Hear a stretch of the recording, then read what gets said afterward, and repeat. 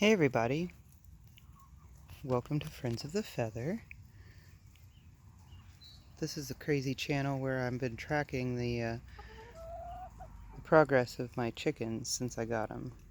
So we're on day 111 of this giant group here, 10 of them.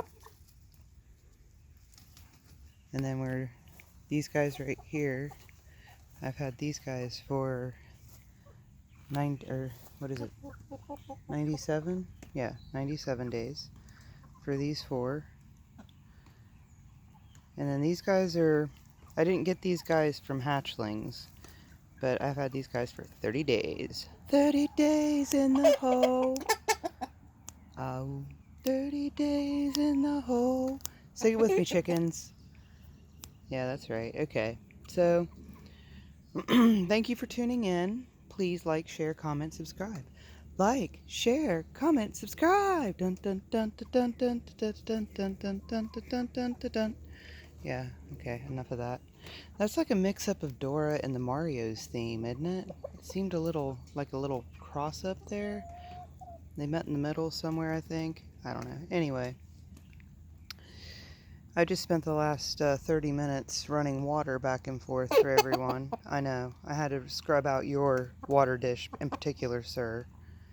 It was pretty grody, I'm going to say. It was very nasty, actually. So that one had to be scrubbed. I got their water filled. Theirs was fine. The Frenchies, the fabulous Fabulets, they don't seem to use much, but there's only 2 of them, so that stands to reason. It's been raining all day, so I was going to come down and take care of it all earlier, but it was raining constantly, so I will do it in the rain, but if there's a chance this is going to stop, I'll wait. So I waited. Excuse me. Got their crumbles today, so I carried that down here. Was able to get some crumbles for the quails at the same place, which I was very excited about. $5, you guys. I paid $5 for 25 pounds of quail food. There you have it, $5. $5, $5, $5. And the lady that sold me the button quails that had probably 30 to 40 button quails said that feeding them the corn mash is fine. So that's what we're doing, kids. We are doing corn mash. Here's the big boy sizing up his rival. Oh man, I just don't even know what's going to happen. You may or may not get to see what happens when I put these 2 together. I don't know. Fiddle is very... I've not seen him with another male rooster in the enclosure, but he just seems a little territorial. Oh, and I got to go on a snake hunt today. Okay, so let me start. Okay, so I'm finishing up orders and getting things done, right? And upper management was sitting on the back porch, I believe having some coffee, as management's likened to do. And right over here, right where that little white piece of trash is, right there, that one, not this one. Come on, I know. But the one that's farther away, right? Right to the right of that, upper management noticed a crow, and it was hopping up and down around something, right? And so he yelled for me, and I came out, and he said, check out this crow. It's hopping around this big lump out there in the grass. So I watched it for a second, and the lump looked to me like it was a baby groundhog from the distance, because we were on our back porch. It was a little ways away. So I thought that it was a baby groundhog. And because it kept, like, first I thought it was something dead. And then I was like, well, why would the crow be hopping around it? Why wouldn't he just be chowing down, right? And then I thought it was a baby groundhog because I could see the big pile that was there. And so we got the binoculars because we could see it moving. We could see it like lunging at the crow, right? So I thought that maybe that was the groundhog trying to defend itself. It looked like it would have been a baby. Like it didn't look like a full-size groundhog in any way. So he went and got his binoculars, and we looked, and it was a snake. There was a snake all coiled up in a ball big enough to look like, from a distance, a baby groundhog. And it was striking at this bird, and the crow was trying to kill it. And so we sat there and watched it for some time. And I don't know what kind of snake it was. It was very large in girth, like it was big around, big around, and quite long too. So most snakes that we have in this area are completely innocuous. They usually just eat like rodents and, eggs. And innocuous. They eat eggs, which, red flag. But most of them they're non-venomous. So there's that. When it's really, really a hot, dry summer, sometimes we'll get water moccasins. Very rarely, but then but then more commonly, we will get copperheads. And copperheads are bad news bears. So, well, they're not bears, they're snakes, but they're bad news. So,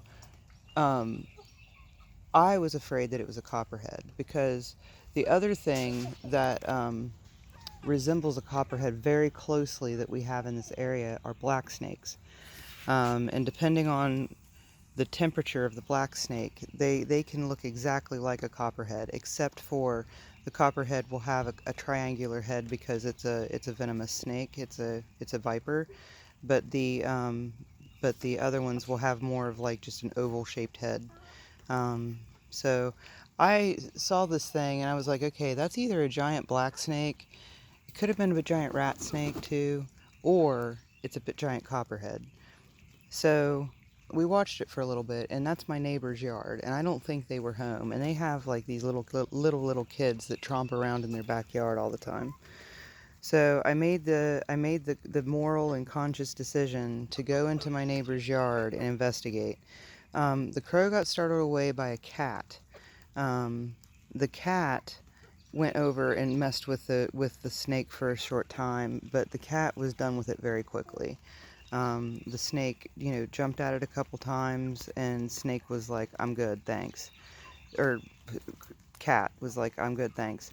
So after the cat went away, I got the key and came down and got this flat shovel that I have.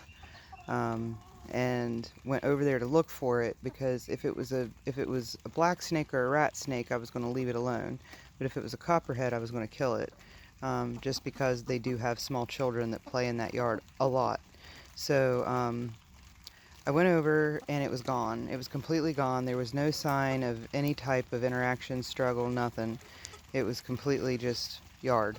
So I wasn't able to even investigate to see what kind of snake it was, but it was pretty big, and it was interesting. I'm thinking that it was probably a copperhead, because if it was big enough to get away like that, man, but I don't know, a big old black snake like that could chomp onto a crow and wrap it up. So I don't know, but it was an interesting thing that happened today. It was very, very interesting. It's better than the rabbit. Better than the rabbit. Everyone survived. Everyone just decided to shake hands and walk away. There wasn't any violence. There was a little bit of violence, I'll have to say, in the beginning. There was a bit of fisticuffs.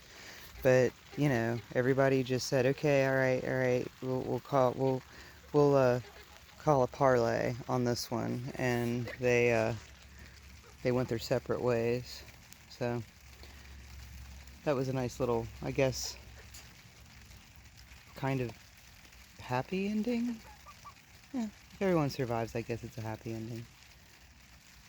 Yep. And these guys are content. They have their crumbles now. Yeah, the big chickens were completely out of crumbles by the time I got back here. That's the first time that's ever happened. I was like, oh, Lord forbid you have an entire yard full of insects to dig up. That would be... I hate to see that. That's like cooking for yourself, It's like I come back and the chickens are disgruntled because I made them go out and forage on their own instead of putting it in a nice convenient feeder for them. They were angry. Yeah, they were like, seriously, as soon as I walked in with the food, they were all like crowded around the door, every single one of them. There was no squawking, there was no squabbling, they were all just waiting at the door. I was like, I'm sorry, chickens. We were gone like 2 hours. They had crumbles like in the bottom of the, it looked kind of like what this does. It wasn't completely empty. Like, the silo part of it was, but like this bottom, okay, it had a little bit less than that. They weren't completely out. Like, it wasn't bone dry, turn it upside down, not a crumble left. It was, they had some, but they acted like it was the end of the world. It was weird. I love how they stand up really straight and like smooth down their feathers when it rains. It makes me think of like eagles on the front of a bank, like how they have these concrete statues, the stone statues. Or like, I think maybe there's an image like that on one of the bills, like one of the dollar bills. I don't know. I'll think of it. I'll let you know. I'll get back to you on that and let you know. But for now, the rain is starting to increase, and I don't want to stand in the rain. My feet are already soaking wet. Look at this. From walking, look at you like my jammy pants? Aren't those great? It's a little cool out here tonight. My feet, my socks are soaked. These are my slippers. So, yeah, I don't know if you guys are familiar with a brand named Clark's women's footwear. This is what these are actually men's Clark's, but they're just slippers that they sell. I get them off of Amazon. God, I hate to speak their name. It's like Voldemort, the retailer who shall not be named, Amazon.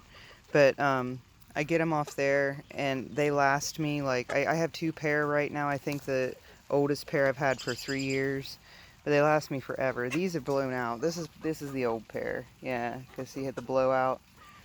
But they're great for taking care of the chickens, because I can just slip them on and off. They're probably about a full size too big at this point because they've stretched out so much. Yeah. But they're the most comfortable shoes I own, I'll have to say. Both pair. They wore exactly the same. They're great. Can't say enough good things about Clark's. At least they're men's slippers. I've had several pairs of their shoes, and I do actually like them all. Alright, 12 minutes. Good golly, Miss Molly, Motormouth. What's going on? Thank you for tuning in, guys. If you've made it this far, God bless you. God bless your little heart for hanging in there. You're a trooper. Oh, goodness. Thank you. Like, seriously. And thank you to the 103 subscribers. I do appreciate it and very much. And please subscribe yourself if you haven't already. Thanks, guys. We'll see you all tomorrow.